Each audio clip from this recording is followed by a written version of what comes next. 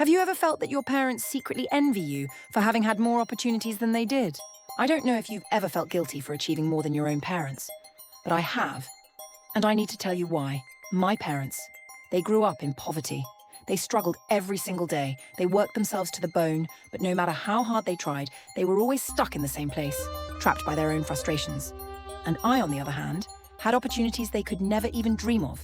I went to school, I studied what I wanted, I traveled, I built the life I wanted. They never had the freedom to do that. But sometimes I feel like they don't see me as their daughter. They see me as a living reminder of everything they could never be. And that hurts. Every time I talk to them about my accomplishments, I see it in their eyes.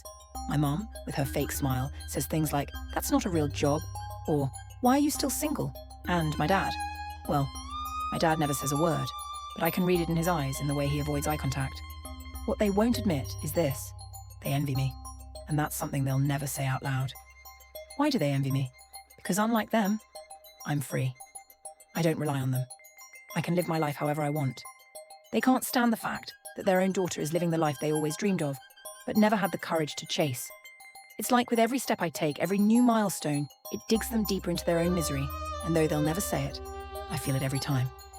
Every concern disguised as criticism is a reminder of their resentment. The way they make me feel guilty for my freedom, for my success, for not needing them the way they wanted me to. And I get it in a way. They had to sacrifice everything. They didn't have the luxury to follow their own dreams. They were too busy surviving.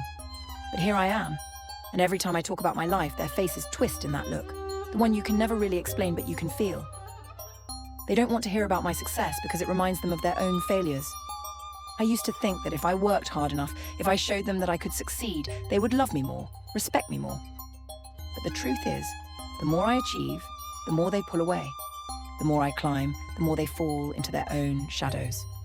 And yes, I know I should feel proud. I know I should feel lucky.